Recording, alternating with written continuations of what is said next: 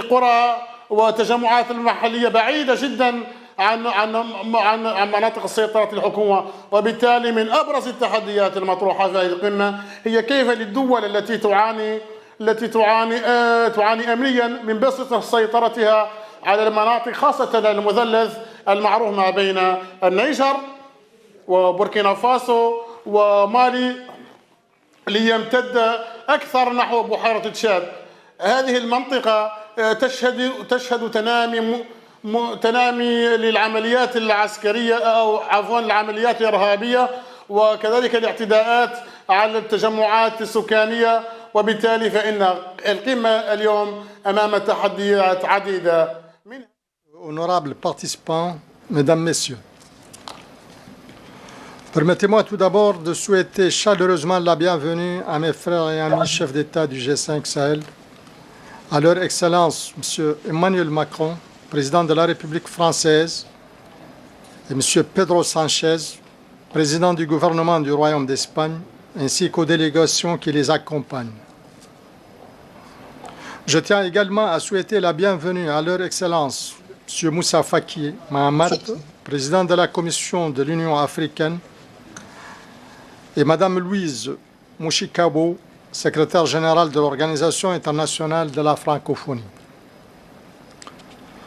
Votre présence physique parmi nous, malgré vos contraintes d'agenda et le contexte de la crise sanitaire actuelle, atteste de l'intérêt constant que vous accordez à la paix et à la stabilité au Sahel et constitue en soi de la résilience et de la persévérance face à cette crise sans précédent. Je vous en remercie et vous souhaite un agréable séjour en Nouakchott. Qu'il me soit aussi permis de remercier leur Excellence, M. Charles Michel, président du Conseil européen, Mme Angela Merkel, chancelière de la République fédérale d'Allemagne, M. Giuseppe Conte, président du Conseil des ministres de la République d'Italie, et M. Antonio Guterres, secrétaire général des Nations Unies, pour leur participation à distance aux travaux de ce sommet qui témoignent de leur engagement en faveur du Sahel. Au nom de mes pairs, chefs d'État du G5 Sahel, j'adresse mes sincères remerciements à nos partenaires de l'Union européenne pour leur soutien constant en faveur du Sahel et exprime ma vive reconnaissance à toutes les initiatives sous-régionales et internationales agissant pour un Sahel sécurisé et prospère. Excellences, Mesdames et Messieurs, en janvier dernier, cette année à Pau, un sommet G5 Sahel-France, consacré à la situation sécuritaire dans la sous-région, à l'issue duquel nous avions annoncé la mise en place de la coalition pour le Sahel, articulée autour de 4 piliers, à savoir la lutte contre le terrorisme, le renforcement des capacités des forces de défense et de sécurité, l'appui au retour de l'État dans les zones de crise et l'aide au développement. Aujourd'hui, nous sommes rassurés de constater que ce cadre a permis de réaliser des progrès significatifs. En effet, sans vouloir m'appesantir sur le bilan, je signalerai sur le plan de la conduite des opérations militaires en particulier la mise en place du mécanisme de commandement conjoint à Niamey, qui permet actuellement le bon déroulement de l'opération d'envergure Sama, la révision des textes de base de la force conjointe, le renforcement de Barkhane, la densification des opérations depuis le mois de janvier 2020, en particulier dans la zone prioritaire des 3 frontières, le lancement des travaux de planification de l'engagement d'une force africaine au Sahel de 3 000 hommes. Ceci en plus de la campagne victorieuse de l'armée tchadienne contre Boko Haram dans la zone du lac Tchad, qui a constitué un tournant dans le rétablissement de la sécurité dans cette zone. S'agissant du retour de l'État et des administrations dans les zones de conflit, on peut noter avec satisfaction le retour progressif au nord du Mali des forces armées maliennes reconstituées et la poursuite de la mise en œuvre du cadre de conformité de la force conjointe en matière des droits de l'homme et du droit international humanitaire. Dans ce cadre, Nos efforts se poursuivent pour optimiser le niveau de judiciarisation de nos actions sur le terrain afin de garantir la dignité et le respect des droits des populations qui constituent le véritable enjeu de notre noble combat. Concernant l'aide au développement, il est à relever notamment les efforts de l'Alliance Sahel pour la mobilisation des fonds en faveur du programme d'investissement prioritaire, le soutien croissant du partenariat pour la sécurité et la stabilité au Sahel, P3S, la mise en place d'un fonds pour le développement durable, financé par l'État malien et certains partenaires, la signature d'accords sous-régionaux ou continentaux visant la promotion du climat des affaires, la coordination pour la mise en œuvre d'une stratégie concertée de lutte contre la corruption, le lancement de projets à impact rapide dans les zones fragiles, l'approbation de l'étude de faisabilité du projet du chemin de fer transsahélien et la réforme en cours du secrétariat exécutif. Excellences, Mesdames, Messieurs, les progrès réalisés, bien que significatifs et porteurs d'espoir, restent cependant insuffisants eu égard à l'ampleur des défis à relever. L'extrémisme violent, sous toutes ses formes, continue à sévir dans plusieurs zones de l'espace G5 Sahel et s'étend de manière inquiétante vers de nouvelles régions. Par ailleurs, l'évolution préoccupante de la crise politico-sécuritaire qui sévit en Libye depuis 2011 doit également nous interpeller à plus d'un titre. En effet, cette crise qui constitue l'une des causes majeures de la dégradation de la situation sécuritaire dans l'espace du G5 Sahel continue malheureusement à nourrir les groupes armés terroristes actifs au Sahel à travers les trafics illicites des armes et des munitions, de la drogue, des êtres humains. Son règlement doit nécessairement figurer parmi les priorités de notre action commune. Excellences, Mesdames, Messieurs, les fléaux du terrorisme et de la pauvreté sur lesquels se focalise l'attention des pays du G5 Sahel et qui absorbaient déjà une part importante de leurs ressources se sont aggravés avec la crise sanitaire. Face à cette situation, nous appelons nos partenaires à s'engager plus fermement à nos côtés pour trouver avec diligence des réponses adaptées et durables à ces problématiques. La feuille de route de la présidence mauritanienne, placée sous le thème Jeunesse et Espoir, constitue dans ce cadre une opportunité de poursuivre efficacement la mise en œuvre des objectifs stratégiques du G5 Sahel. La réalisation de ces objectifs est aujourd'hui entravée par la pandémie de la COVID-19, qui, au-delà de son coût humain, a déstructuré nos économies fragiles déjà accablées par le fardeau de la dette. À cet égard, je réitère, avec mes pairs chefs d'État du G5 Sahel, notre forte demande d'annulation immédiate de la dette de nos États et de soutien conséquent aux différents plans nationaux afin d'aider nos pays à se relever de cette crise multidimensionnelle. Excellences, Mesdames et Messieurs, c'est le lieu d'exprimer une fois de plus nos remerciements les plus sincères à l'ensemble de nos partenaires bilatéraux et multilatéraux pour leur précieux soutien. Je sais, avec mes frères et amis, chefs d'État du G5 Sahel, pouvoir compter sur l'appui des uns et des autres dans cette œuvre si cruciale pour la préservation de la paix dans notre sous-région, en Afrique et dans le monde. Je vous remercie.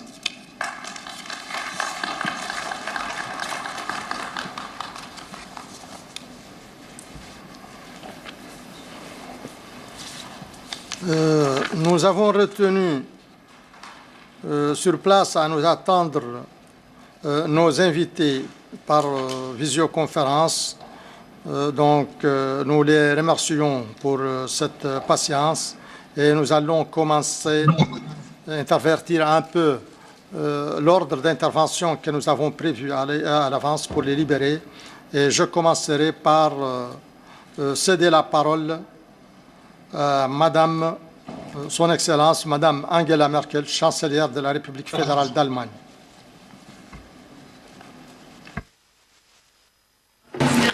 Monsieur le Président, chers collègues présidents, chers invités d'Europe, Emmanuel Macron, Pedro Sanchez et M. Charles Michel, Giuseppe Conte, je vous salue et je vous présente mes excuses. J'ai l'obligation de me rendre au Parlement. Il était pour moi très important de participer à cette conférence. Nous allons demain prendre la présidence du Conseil européen et pour l'Allemagne, le sujet de l'Afrique, le partenariat avec le G5 Sahel restera un sujet très important. Ensemble, avec vous, nous voulons éviter qu'il y ait des zones sans État où le terrorisme et le crime organisé détruisent les chances de développement de la population locale. Et nous savons que c'est un défi énorme.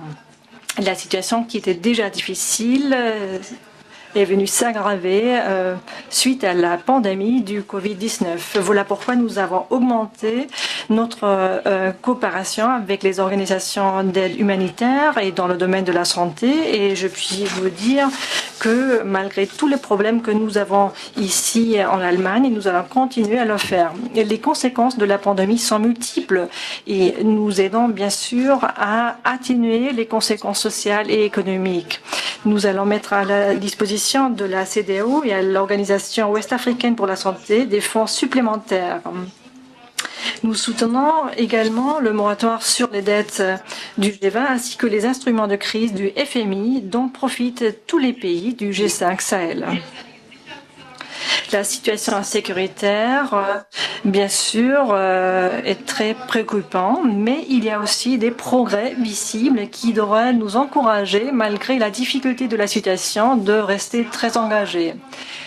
Avec la coalition pour le Sahel, nous avons la possibilité de regrouper plusieurs initiatives, comme par exemple le partenariat pour la paix et la sécurité au Sahel, initié par la France et l'Allemagne. Nous saluons le fait que l'Union européenne ait créé une structure pour organiser ce partenariat. Il est important également de convaincre d'autres pays de se joindre à cette initiative, notamment du monde arabe. L'Allemagne s'engagera pleinement dans le cadre du P3S à travers l'initiative de mise à niveau des capacités opérationnelles et stratégiques des forces armées et des forces de sécurité de l'État. Dans les années 2021-2022, nous allons mettre à disposition au moins 120 millions d'euros. Il y a également le programme d'aide à l'équipement pour la période 2012-2024 et d'autres mesures additionnelles de stabilisation seront également retenues à hauteur de 60 millions. Et vous le savez peut-être, nous continuons à être engagés avec notre participation à la mission MINUSMA. Une condition importante, bien sûr, pour tout développement, c'est la paix et la stabilité. Mais pour que le développement soit durable, il faut plus qu'une coopération purement militaire. Il faut une approche cohérente, globale, de politique de sécurité, de coopération au développement et une coopération étroite dans le cadre de la coalition pour le Sahel et en étroite coopération avec le G5 Sahel. Je puis vous assurer que l'Allemagne, ensemble avec le G5 Sahel et les partenaires internationaux, restera très engagés. Nous le faisons parce que nous sommes convaincus que ensemble nous pouvons faire beaucoup pour le bien de la région. Et on le fait parce que cet engagement est également une contribution importante dans le cadre d'un bon voisinage entre l'Afrique et l'Europe. Je vous remercie beaucoup de m'avoir écouté. Je vous salue et j'espère pouvoir retourner prochainement dans votre région. Merci beaucoup.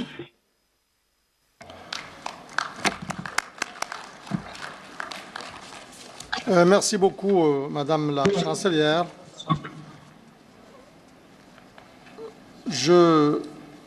Nous avons le président du Conseil des ministres de la République d'Italie qui lui aussi a un engagement pour lequel il doit se libérer. Je vais donc devoir lui donner la parole. Je donne donc la parole à M. Giuseppe Conte, président du Conseil des ministres de la République d'Italie.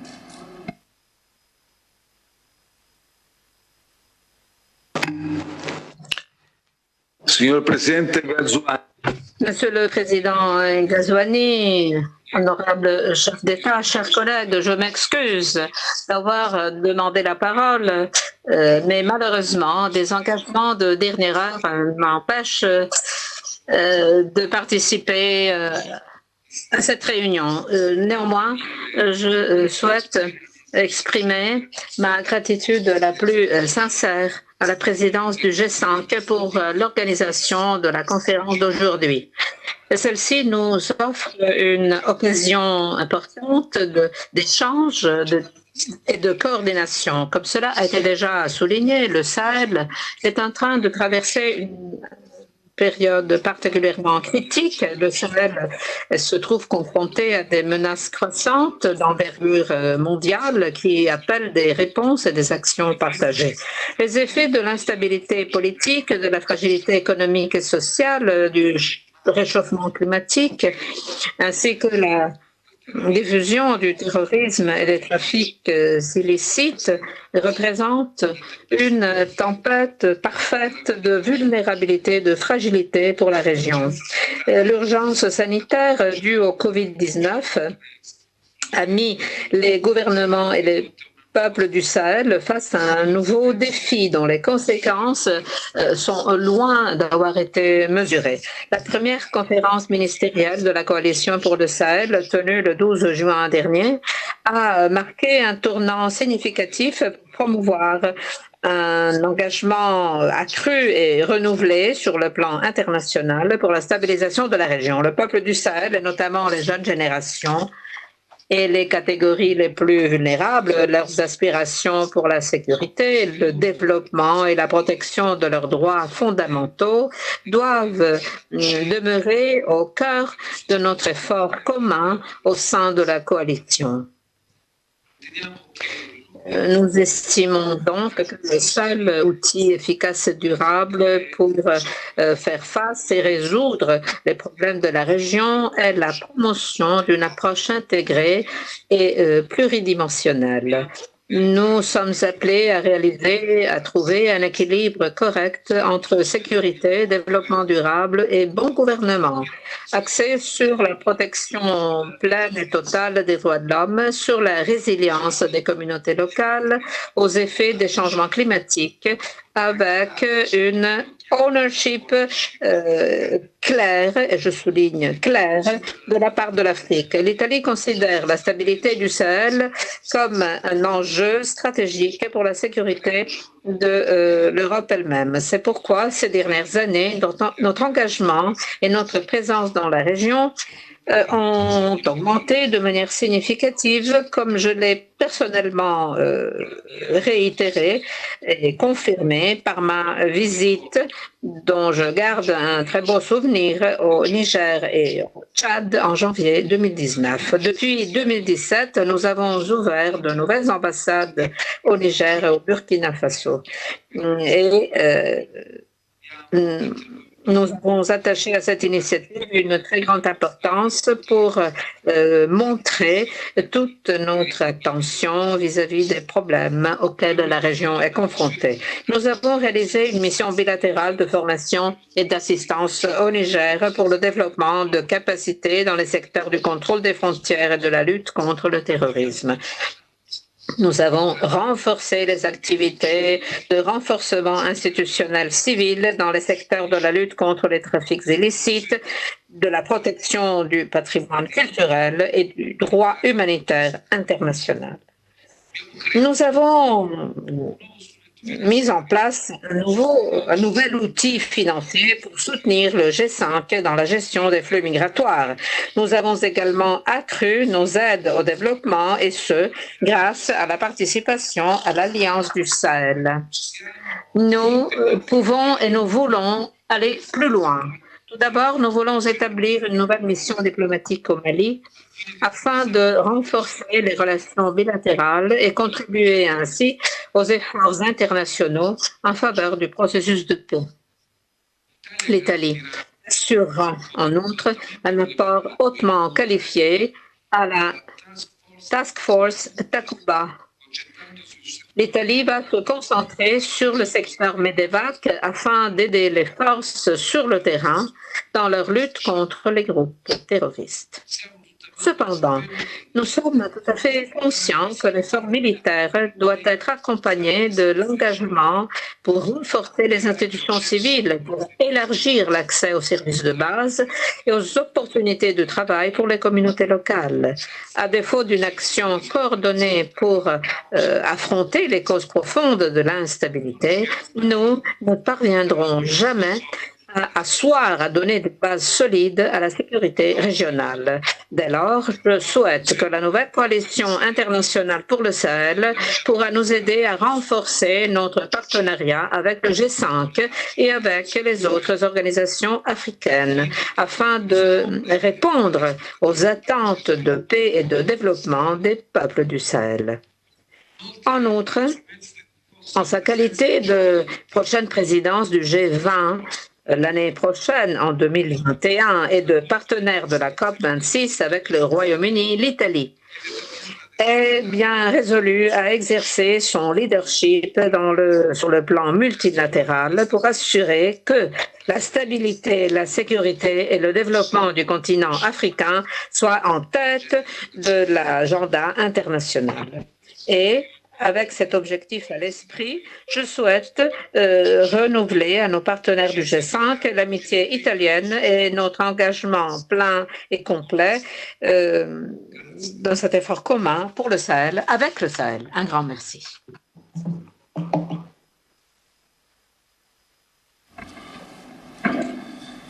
Merci, Monsieur le Président. Merci pour l'intérêt que l'Italie accorde au G5 et pour les efforts consentis que vous avez évoqués, aussi bien dans le cadre de la coalition que dans le cadre de la lutte contre la migration illégale. Je vous remercie encore, Monsieur le Président. Encore une fois, je salue au nom de mes pairs du G5 et remercie la présence parmi nous aujourd'hui de Son Excellence de Son Excellence Pedro Sánchez, président du gouvernement du Royaume d'Espagne, qui a bien voulu faire le déplacement et venir participer physiquement à nos travaux d'aujourd'hui. Encore une fois, je vous remercie, Monsieur le Président, et je vous donne la parole.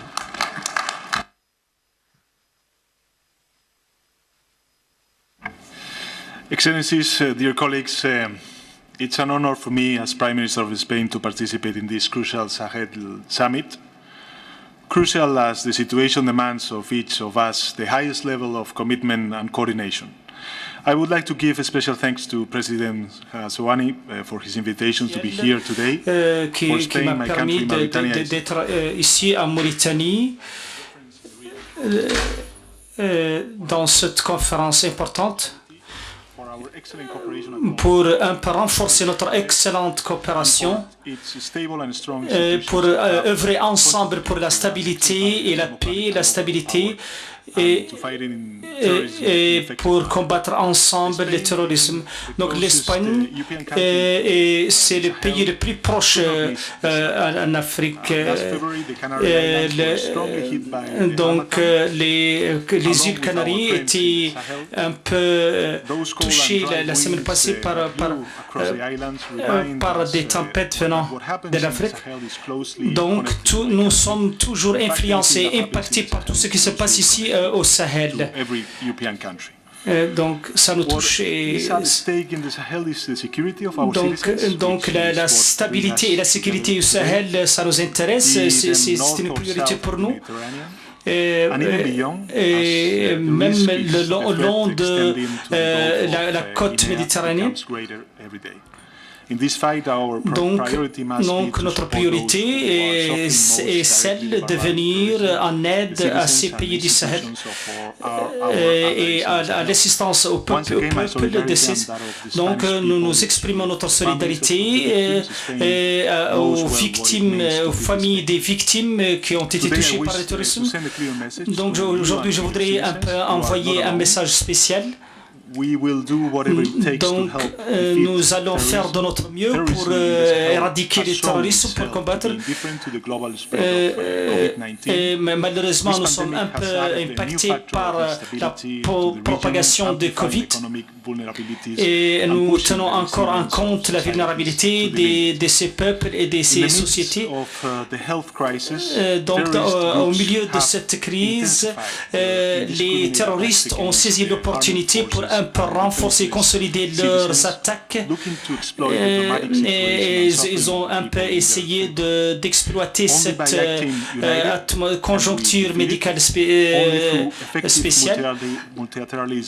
Donc je pense que notre coopération multilatérale et notre coalition sera efficace pour combattre ces phénomènes.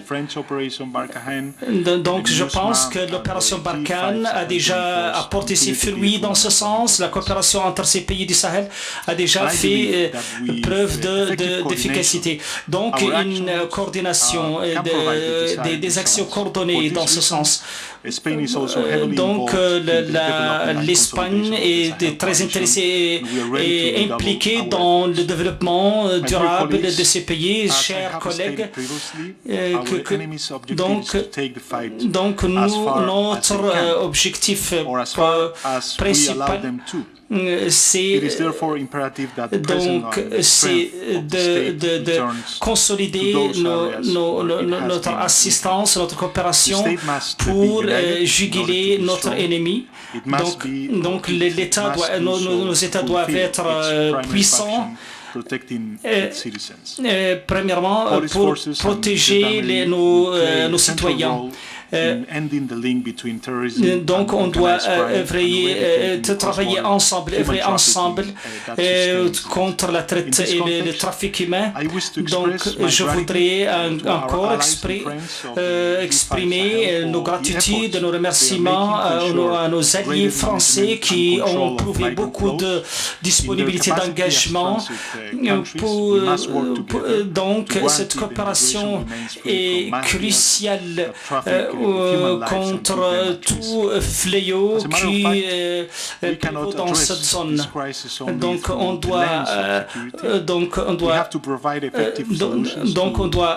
apporter des solutions durables et efficaces pour ces crises et pour ces problèmes. Donc pour un peu affaiblir ces réseaux, ces nébuleuses de terrorisme. Surtout dans cette zone de Sahel. Donc la communauté internationale doit chercher des solutions. On doit aussi penser à élargir notre organisation au Sénégal, aux pays voisins, riverains. Donc, comme la radicalisation et les réseaux radicaux s'élargissent au jour le jour, ceci requiert je voudrais exprimer ici que notre pays est totalement engagé pour nous allons redoubler nos efforts pour vous assister à travers l'Union européenne, à travers les missions de formation au Mali, et nous voulons encore augmenter notre présence pour un peu renforcer vos capacités ou à travers des opérations de Barkhane, MINUSMA.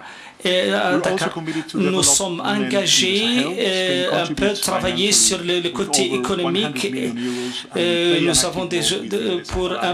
avons déjà disponibilisé des fonds pour assister Donc, votre engagement, nous voulons un peu créer des atmosphères de paix et de stabilité. Nous sommes ici en Espagne pour... nous avons des priorités comme paix, engagement, sécurité, développement pour les pays. Donc, l'Espagne sera toujours de votre côté et je vous remercie.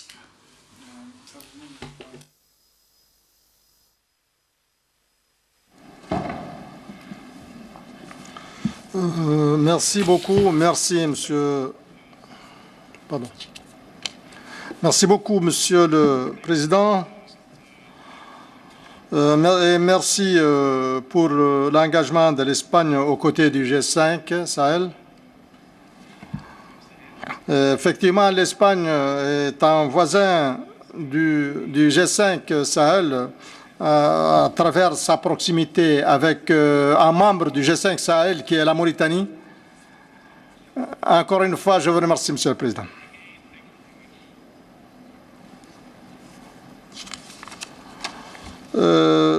Nous avons aussi un peu fait attendre le président du Conseil européen, Son Excellence, Monsieur Charles Michel.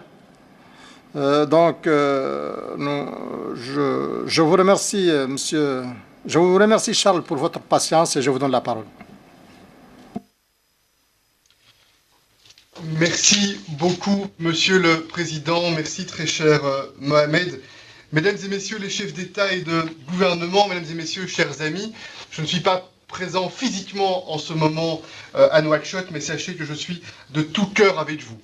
Je veux naturellement commencer par vous remercier amicalement et chaleureusement, cher président en exercice du G5 Sahel, Mohamed Cheikh Al-Ghazouani. Je souhaite remercier également le président de la France, cher Emmanuel Macron, pour m'associer à nouveau à ces échanges tellement essentiels.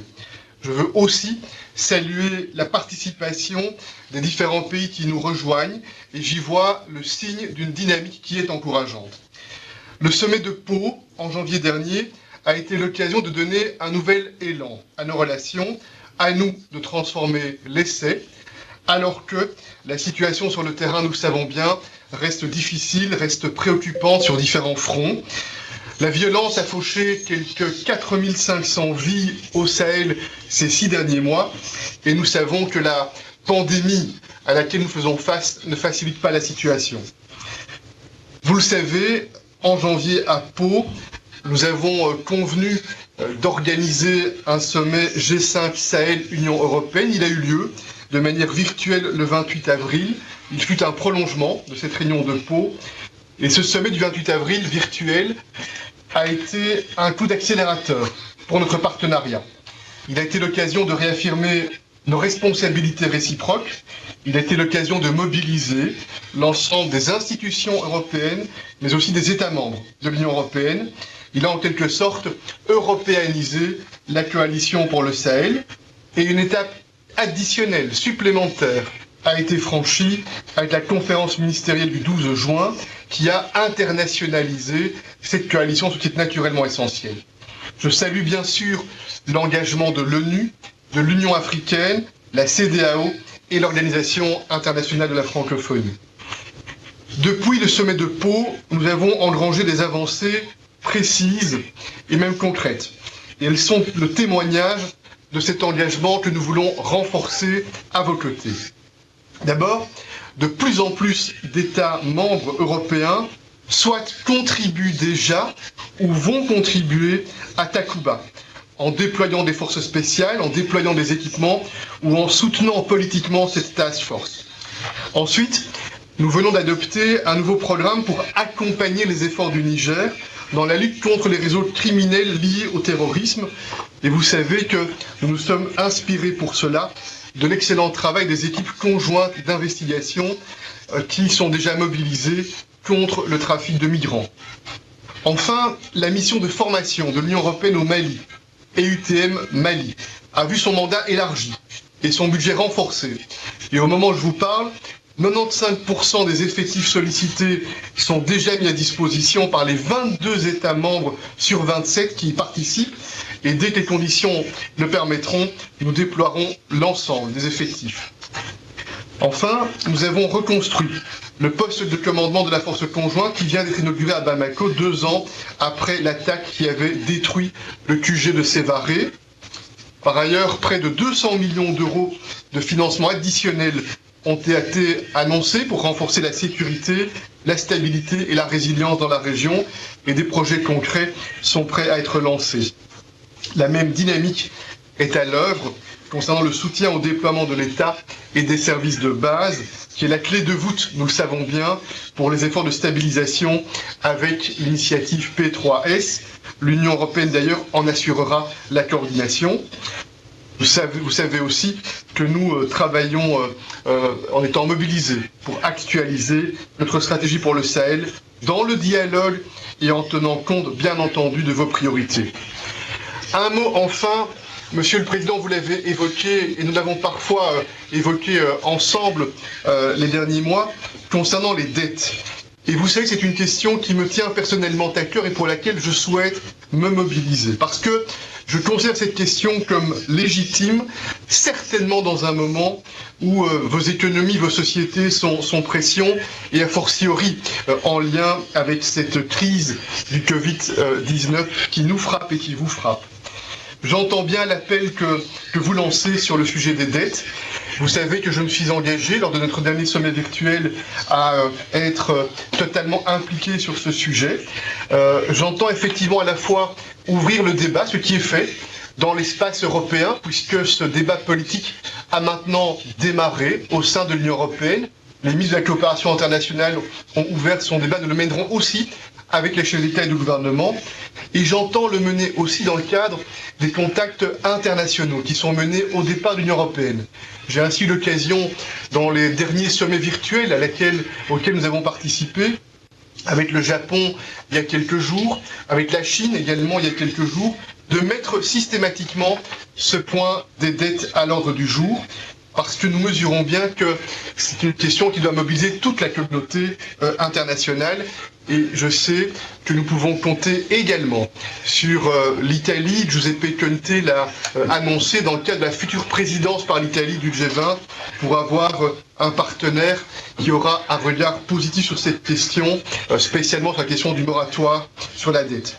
C'est un travail de conviction, de longue haleine, nous devons le mener avec pugnacité et c'est mon intention, modestement mais en étant tenace, d'y prendre ma part au nom de l'Union européenne.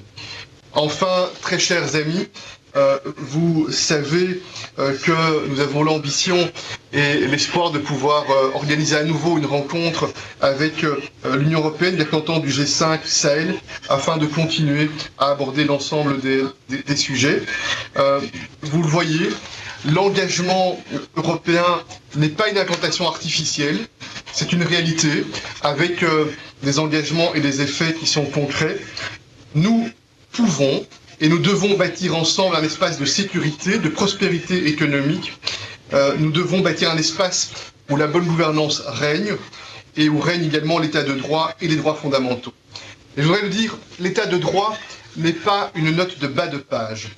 La force et l'honneur de l'état de droit, c'est de ne pas tomber dans le piège de la violence que lui tendent ses ennemis, c'est de ne pas ressembler à ceux que nous combattons.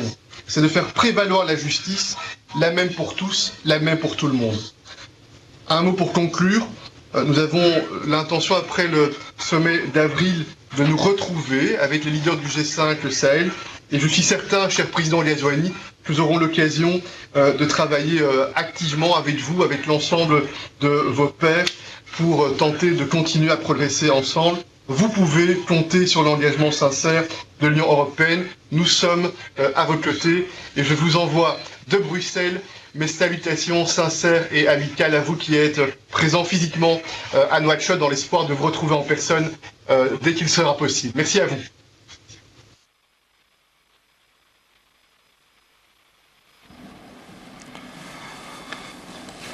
Merci, Monsieur le Président.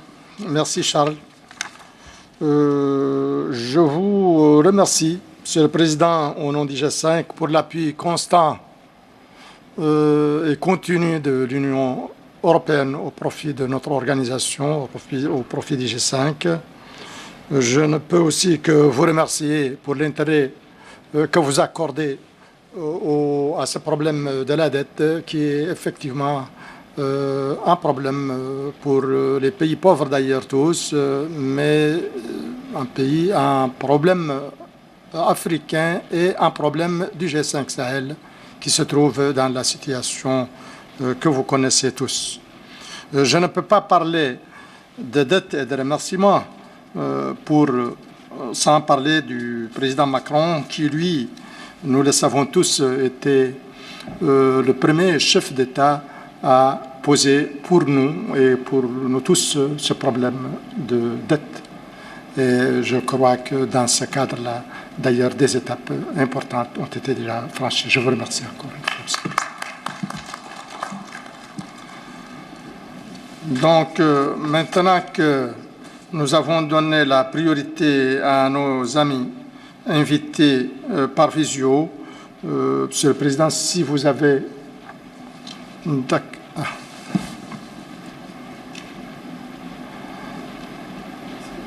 D'accord, je vous remercie encore une fois, Monsieur le Président Charles. Merci beaucoup.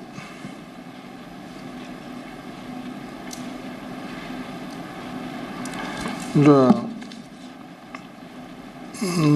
non, il n'y a pas de... Messieurs les chefs d'État du G5, s'il y a une intervention, avant de donner la parole à quelqu'un d'autre, par la suite, je vais la donner au président de la Commission africaine, s'il a quelque chose. Donc, à vous, Moussa, je vous donne la parole. Je vous remercie. Merci, Monsieur le Président. Excellences, Monsieur le chef d'État, Mesdames et Messieurs, Madame la Secrétaire générale de l'Organisation internationale de la francophonie, en frappant de plein fouet toutes les nations de tous les continents, la pandémie du coronavirus a créé, au-delà de ses effets ravageurs sur la vie des gens et des économies des pays, un contexte propice au développement des activités terroristes et criminelles. La multiplication des attaques contre la plupart des pays du Sahel, jusqu'en Côte d'Ivoire, en donne une preuve douloureuse, chaque jour plus dramatique. Partout sur le théâtre, sur l'ensemble du théâtre sahélien, nos États fournissent des efforts exceptionnels auxquels je voudrais rendre un hommage bien mérité. Tout comme il me plaît de le faire à la force Barkhane et à tous les autres partenaires onusiens, européens et américains qui apportent au pays du G5 des appuis multilatéraux et bilatéraux précieux. Certes, les terroristes ont subi de lourdes pertes ces derniers temps, telles que celles consécutives à l'opération Colère de Boma au lac Tchad, au Burkina, au Niger et la neutralisation récente par les forces alliées d'un des dirigeants terroristes d'AQMI dans le nord du Mali. La capacité de nuisance des terroristes, comme tout le monde le sait, demeure cependant très grande. Les attaques contre le Burkina, le Mali, le Niger et le Nigeria montrent que l'hydre terroriste est toujours présente et nécessite que le combat soit renforcé et intensifié. Le présent sommet est donc une excellente opportunité pour évaluer la feuille de route décidée à Pau. Je voudrais remercier le président Mohamed Ould-Cheikh Al-Ghazouani de nous y avoir invités. Merci à tous ceux qui ont répondu prêts dans un bel élan de solidarité avec le Sahel. L'Afrique inscrit ses gestes forts de solidarité en règle d'or dans ses annales. Excellences, les fragilités et vulnérabilités au Sahel que nous avons tous maintes fois soulevées sont aujourd'hui amplifiées par les conséquences dramatiques de la pandémie. Celle-ci raréfie les ressources et impose des arbitrages sévères et pénibles, lesquels imposent l'affectation d'une part importante des ressources disponibles et mobilisables aux impératifs de résistance à la pandémie et à ses conséquences. Dans ce contexte de raréfaction et de contraction drastique des ressources, le salut semble plus que jamais résider dans l'amélioration de nos systèmes de solidarité, de coordination et de recherche innovante, de cohérence de nos actions.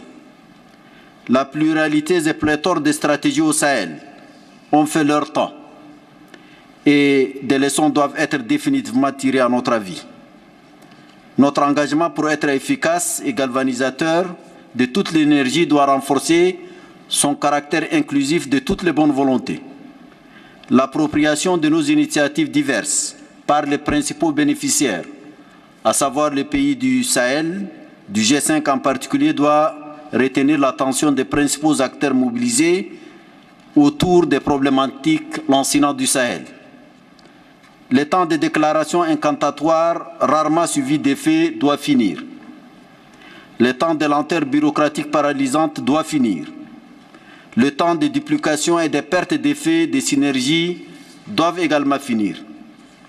Dans la stratégie continentale de l'Union africaine de réponse et de résistance à la pandémie, stratégie articulée sur les deux piliers économiques et sanitaires, nous inscrivons la région du Sahel au premier rang des priorités. Nous insistons ici sur la nécessité d'une action coordonnée et vigoureuse. C'est pour faire face à cette impérieuse nécessité que la 33e session ordinaire de la conférence de l'Union africaine, tenue le 9 et 10 février 2020, a demandé à la Commission de l'Union africaine d'élaborer, en consultation avec les pays du G5 Sahel, notamment avec les ministères de la Défense de ces pays et la Commission de la CEDEAO, un cadre pour un éventuel déploiement d'une force de 3000 soldats. Le dispositif pratique est actuellement en discussion au sein des instances compétences de l'Union africaine. La mobilisation des ressources, le commandement et le contrôle de la force, ainsi que les mécanismes de coordination avec les autres initiatives internationales existantes dans le Sahel. Notre objectif stratégique ici est désormais clair, la conduite d'opérations militaires en appui à la force de défense commune du G5 et le soutien à la coordination entre celle-ci et la mission des Nations Unies au Mali, la force Barkhane et les autres forces internationales d'appui. Comme vous le savez, l'Union africaine est prête à jouer avec les structures du G5 et de la coalition internationale sa partition dans le combat commun contre les deux ennemis aujourd'hui fortement alliés, la Covid-19 et la nébuleuse terroriste au Sahel. Les efforts en faveur d'un financement pérenne de la force de défense commune, la montée de la force africaine de 3000 militaires, l'opérationnalisation de la coalition pour le Sahel, la réalisation des chantiers de développement, la lutte contre la pauvreté, l'allègement de la dette, le renforcement et l'amplification des soutiens des structures et infrastructures de santé doivent devenir le credo de notre action régionale, continentale et internationale de solidarité en faveur des pays de la région. Puisse la conjugaison de nos efforts et leur méthodique coordination dans le cadre d'une solidarité renforcée et innovée apporter le souffle et le sursaut d'efficacité qu'appellent de toute urgence les États et les populations du Sahel. Je vous remercie.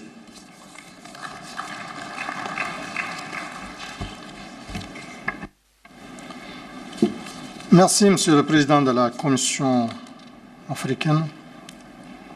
Je vais donner la parole à Madame Louise Mushikiwabo, secrétaire générale de l'Organisation internationale pour la francophonie, qui elle aussi a voulu participer avec nous physiquement aujourd'hui à cette réunion.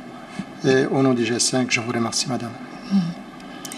Merci beaucoup, Monsieur le Président de la République, Excellence, Monsieur le Président de la République islamique de Mauritanie, Président en exercice du G5 Sahel, Messieurs les chefs d'État et de gouvernement, Monsieur le Président de la Commission de l'Union africaine, Monsieur le secrétaire permanent du G5 Sahel, ça fait beaucoup de messieurs, hein, Monsieur le Président en exercice. Mesdames et messieurs, en vos titres et fonctions respectives, permettez-moi tout d'abord de féliciter la République islamique de Mauritanie qui nous a accueillis dans les meilleures conditions en cette période difficile pour tout le monde. Je voudrais également remercier la présidence en exercice du G5 Sahel d'avoir associé la francophonie à cette rencontre. Ma présence ici aujourd'hui, messieurs les chefs d'État du G5 Sahel, est pour signifier l'importance de la relation qui existe entre votre organisation, la francophonie, et vous, les 5 États de la région. Et je suis très heureuse de représenter l'organisation ici personnellement aujourd'hui. La crise sanitaire actuelle impacte fortement nos économies et des actes forts de solidarité doivent être posés en particulier en Afrique. C'est le message que j'ai porté avec d'autres personnalités africaines, dont 5 aujourd'hui sont envoyés spéciaux de l'Union africaine, en soutien aux efforts louables de l'Union africaine, appelant à une suspension du remboursement de toutes les dettes extérieures et en mobilisant les équipements et matériels sanitaires pour un soutien au continent pendant cette crise inédite. Ces efforts convergent pleinement, Monsieur le Président en exercice, avec celui que vous avez initié à travers la déclaration de Nouakchott.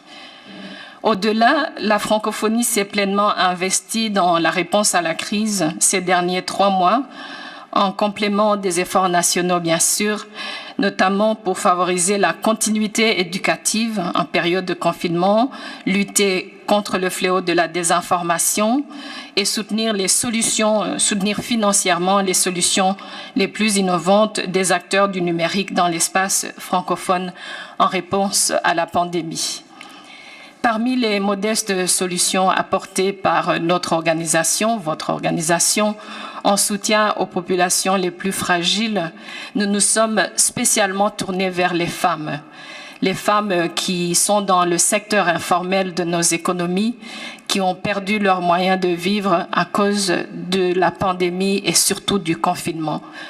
D'ici une dizaine de jours, quand les formalités institutionnelles seront complètes, un fonds de la francophonie pour les femmes vulnérables en Afrique et dans les Caraïbes sera lancé. Vous l'avez dit, la lutte contre le terrorisme ne s'est pas arrêtée. Vous avez conduit avec succès, le président de la Commission de l'Union africaine vient de le dire, des opérations autour du lac Tchad et dans la région des 3 frontières, et je me réjouis des succès enregistrés face aux groupes terroristes Boko Haram et AQMI. À ce combat sécuritaire s'est bien sûr ajouté un combat économique sans précédent. Et pour les deux combats, les 2 défis, la francophonie se tient aux côtés de vous, nos États, les 5 États de la région du G5 Sahel. La francophonie continuera également sa collaboration très étroite avec le secrétariat exécutif du G5 au profit de la gouvernance, de la stabilité et de la lutte contre la radicalisation et l'extrémisme violent, notamment avec la création du réseau des centres de recherche et d'analyse stratégique. Et nous allons bientôt avec le secrétariat exécutif du G5 mettre en place une radio qui émettra en hertzien via les bouquets satellitaires et grâce au numérique pour une diffusion en ligne et sur les réseaux sociaux. Cette radio dont on vient de signer tout à l'heure la feuille de route avec le secrétaire permanent disposera de bureaux régionaux et d'un siège fixé à Ouagadougou. Les émissions se feront en français et dans 3 à 4 langues régionales. Ensemble, nous avons voulu une radio à la ligne éditoriale non partisane et offrant une pluralité d'expression à la jeunesse du Sahel. C'est ensemble que nous garantissons l'indépendance et le succès de cette radio. Je remercie sincèrement la mobilisation des chefs d'État de la région et salue la fructueuse collaboration avec le secrétariat exécutif du G5 Sahel. Je tiens également à remercier la République française pour sa disponibilité à acheminer les équipements pour cette radio d'ici quelques semaines.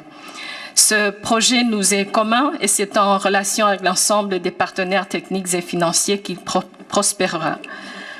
Les ondes donc de cette radio de la francophonie pour la jeunesse du G5 Sahel commenceront à vibrer d'ici la fin de cette année. Excellences, messieurs les chefs d'État, la francophonie, votre organisation se tient résolument à vos côtés, aux côtés du G5 Sahel, et c'est pour le long terme. Je vous remercie de votre attention.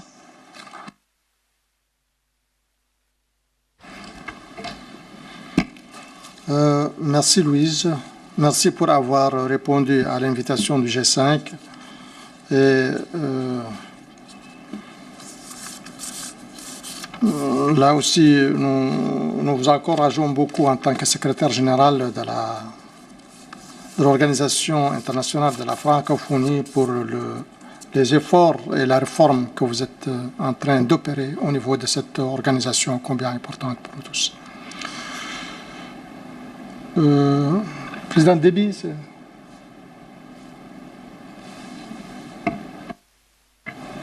Monsieur le Président, je ne sais pas s'il y a un huis clos ou bien c'est maintenant qu'on va intervenir. Maintenant?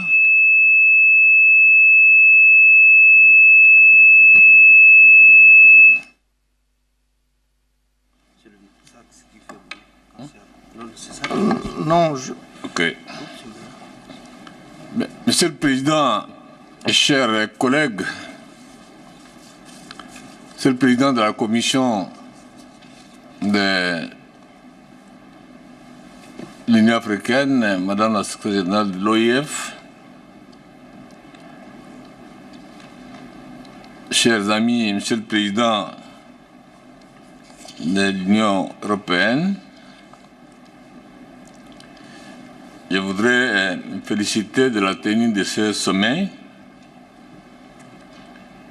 qui se tient après le sommet de Pau.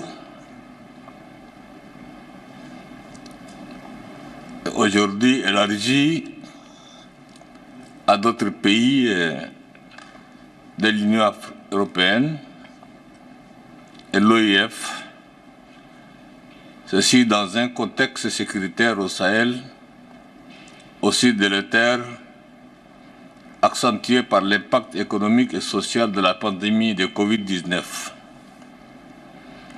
En effet, ce sommet sera l'occasion de faire le point sur les décisions prises lors du sommet de Pau et suivre l'évolution des différents piliers sur le terrain. Il est à noter que dans l'esprit de l'appel à la solidarité internationale,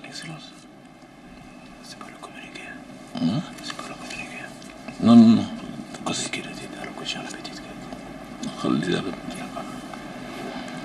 Solidarité internationale lancée lors du sommet des Pau. Y participeront pour la première fois les leaders d'Allemagne, d'Espagne, d'Italie et l'OIF. Ce sommet semble donc concrétiser une coalition Sahel fortement soutenue par l'Europe, notamment à travers l'opérationnalisation de la Task Force Takuba. En ce qui concerne le Tchad, les appréciations sur la réalisation des différents piliers et leurs projections sont diverses. Pilier, lutte contre le terrorisme. Sur le pilier du combat contre le terrorisme, la force conjointe G5 et Barkhane ont mené plusieurs opérations permettant de reprendre l'initiative sur le terrain face à l'EIGS, et un coup dur a aussi été porté au leadership du groupe terroriste AQMI. Cela dit, nombre d'opérations restent prévues et une montée en puissance de la force TF Takuba est attendue. Bien qu'ayant initialement prévu de déployer un bataillon tchadien à la zone prioritaire de 3 frontières, l'attaque de Bohoma, où nous avons perdu une centaine de soldats, nous a imposé un énième front sur lequel nous avons dû concentrer nos forces. La menace autour du lac Tchad étant persistante et la saison des pluies augmentant le risque d'attaque, il serait judicieux de reporter au minimum ce déploiement après cette saison. De plus, un déploiement de la même taille d'unité prévu dans le contexte actuel poserait un sérieux problème de logistique si les lignes d'approvisionnement qui passent par le lac Tchad ne sont pas sécurisées. Finalement, il faut aussi souligner le risque d'un énième embrasement à la frontière libyenne vu le contexte d'internationalisation actuel du conflit libyen. Par conséquent, toute projection hors du territoire ne devrait pas se faire au détriment de la défense de notre territoire national. En ce qui concerne le renforcement des capacités des armées nationales, c'était le deuxième pilier. L'action de la coalition Sahel s'organise autour de l'initiative Partenariat pour la stabilité et la sécurité du Sahel, P3S, à la compréhension du cabinet. Le Tchad ne dispose pas d'un programme nouveau concernant le P3S. Toutefois, nous avons déjà bénéficié d'appui conséquent de l'Union européenne et de ses pays membres à travers le G5 Sahel en ce qui concerne l'Académie régionale de police, la fourniture d'équipements et le projet de construction de camps pour le bataillon de fusion Est à Our et à Kouré. Il ne serait pas aussi superflu de demander l'appui de la coalition Sahel à travers le P3S pour la mise en place d'unités adaptées aux différentes luttes antiterroristes que nous menons. Notre opération Colère de Bohoma nous a démontré par exemple qu'il était crucial de développer nos capacités amphibies pour mieux naviguer à travers le lac Tchad et ses multiples îles. Nous pourrons aussi demander un soutien pour la création d'une unité motorisée, moto à 2 roues ou 4 roues légers, dont l'efficacité a été montrée par les terroristes qui en utilisent souvent dans les zones difficiles d'accès.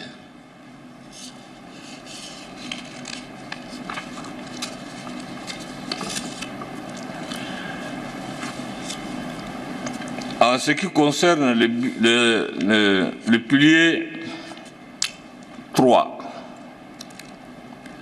ce pilier prioritairement axé sur Kidal vise la formation et le déploiement des personnels en matière administrative civile. Il doit se poursuivre, de notre avis, pour compléter l'essentiel de cette vision qui consiste à avoir le contrôle total du Mali par les autorités légitimes. L'aide au développement, sur ce pilier, l'action de la coalition Sahel s'articule autour de l'Alliance Sahel qui semble assurer le pilotage du programme. Des investissements prioritaires du G5 Sahel, dont les promesses étaient de 400 millions d'euros. Il y a des efforts qui ont été faits en termes de classement et des projets qui sont lancés. Il serait mieux que cette réunion puisse donner un coup de ce sommet, je dis bien, puisse donner un coup de pouce pour atteindre les objectifs sur lesquels nous nous sommes déjà fixés. Je réitère, comme l'a dit le président en exercice de G5, soutenu premièrement, avant nous tous, par le président de la République française et le président Macron, l'annulation de la dette extérieure des pays du G5 Sahel, comme l'a souligné tout à l'heure le président de la Commission de l'Union européenne. Et je souhaite que ça soit sorti dans notre communiqué. Cela constitue la meilleure preuve de solidarité de nos partenaires à la hauteur du défi imposé par cette pandémie qui risquerait de causer une contraction de notre PIB pouvant aller jusqu'à 10% dans certains cas. D'une manière générale, il faut noter que le cadre politique stratégique que la coalition Sahel et ses composantes font un travail excellent sur le terrain et nous devrons faire en sorte que les choses avancent surtout dans l'esprit de ce que nous avions décidé lors du sommet de Pau. Je vous remercie, Monsieur le Président.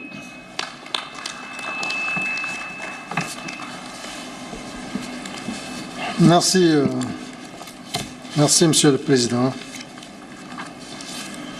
Je vais vous inviter, Messieurs les Présidents, à ce que l'on revienne au huis clos immédiatement après avoir écouté un message qui sera court à travers une vidéo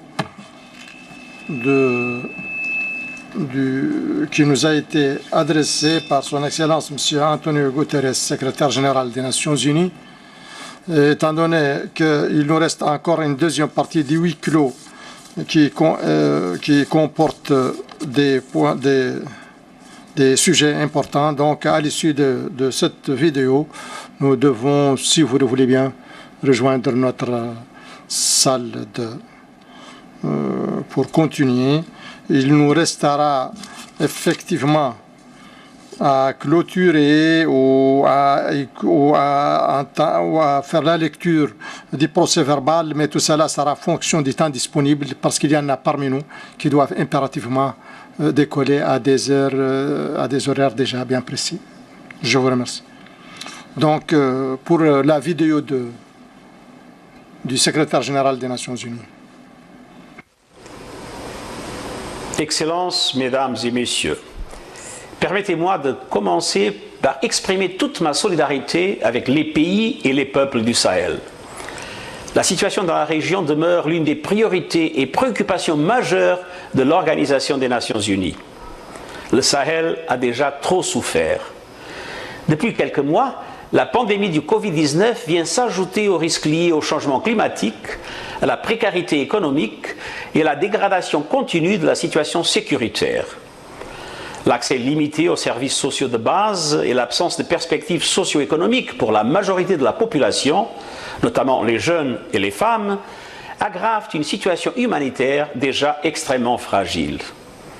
Les attaques contre les civils augmentent, y compris parmi les personnes déplacées internes et les réfugiés. Nous assistons également à l'apparition de clivages ethniques et à une aggravation de la violence intercommunautaire, avec parfois l'implication de certains membres des forces de sécurité nationale. La violence intercommunautaire au centre du Mali reste particulièrement inquiétante. La MINUSMA appuie pleinement le gouvernement du Mali dans la mise en œuvre de cette stratégie pour la stabilisation du centre. À cette fin, la mission poursuit son plan d'adaptation et a transféré, avec l'autorisation du Conseil de sécurité, des ressources afin de protéger les civils au centre du pays. Ces mesures commencent à porter leurs fruits et la présence accrue des casques bleus dans cette région a eu un effet dissuasif vis-à-vis des groupes armés. Au-delà, la MINUSMA continue de soutenir la mise en œuvre de l'accord de paix d'Alger. En dépit de nombreux retards et défis, certains progrès récents méritent d'être soulignés, notamment le redéploiement d'unités reconstituées dans le nord du Mali, une première depuis 2014. Par ailleurs, également au nord du pays, les parties signataires se sont engagées à accroître la participation des femmes dans le processus de paix et à rendre opérationnelle une zone de développement durable. Une fois de plus, ces avancées ont notamment été rendues possibles grâce au soutien de la MINUSMA, et je souhaite saisir cette occasion pour féliciter mon représentant spécial, M. Mohamed Saleh Hanadif, et toutes les équipes sous sa direction pour leurs efforts inlassables. Cependant, pour faire face aux nombreuses urgences, la mission doit être mieux équipée et a besoin du soutien continu des contributeurs de troupes et des États membres. Mesdames et Messieurs, Excellences, je sais que les pays de la région, qui sont les premiers à subir de plein fouet les effets de cette crise, sont pleinement mobilisés et le G5 Sahel en est une illustration. La montée en puissance du groupe et de sa force conjointe est encourageante et nous devons continuer de les appuyer. Le strict respect du droit international humanitaire et des droits de l'homme dans la conduite des opérations militaires est absolument essentiel. Nous devons gagner la bataille de l'exemplarité et donner tous les gages d'appui aux populations qui subissent des attaques terroristes et des groupes radicaux. Si l'appropriation et la responsabilité de chaque État est essentielle, les causes profondes de l'instabilité sont bien souvent de nature régionale et transfrontalière. La pauvreté, l'insécurité alimentaire, les déficits de gouvernance, l'absence de l'autorité de l'État dans les régions les plus reculées, le changement climatique et l'impunité sont des facteurs qui se renforcent mutuellement, exacerbant les tensions et alimentant les discours de haine des groupes terroristes.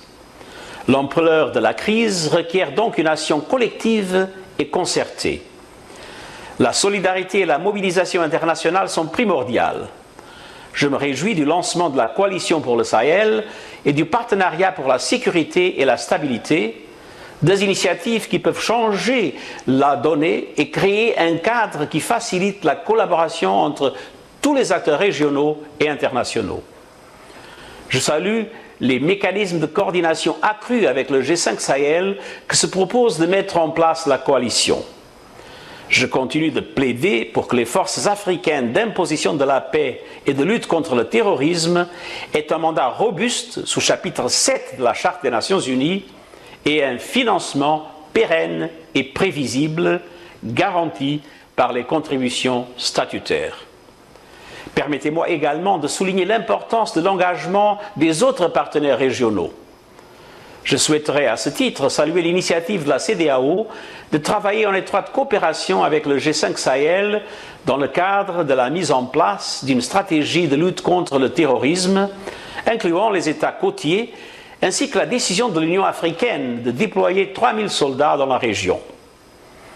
L'ONU soutient pleinement ces efforts de l'Union africaine dans le cadre de son architecture de paix et dans le cadre aussi de sa préoccupation pour la sécurité en Afrique.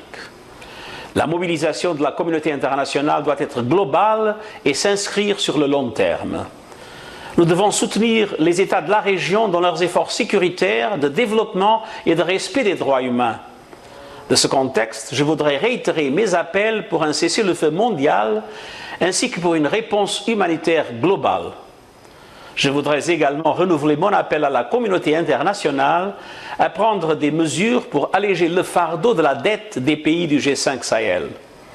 Cela représenterait un engagement important pour limiter les effets dévastateurs de la pandémie du Covid-19 et renforcer leur capacité à faire face aux multiples défis auxquels ils sont confrontés. Dans le cadre global de la stratégie intégrée des Nations Unies pour le Sahel et de son plan d'appui, nous redoublons d'efforts. Mon représentant spécial pour l'Afrique de l'Ouest et le Sahel, Mohamed Chambas, ainsi que nos équipes pays sont pleinement mobilisés pour soutenir les efforts nationaux contre le Covid-19 et pour accompagner ensemble les pays du Sahel sur la voie de la paix, de la stabilité et du développement durable. Je vous remercie.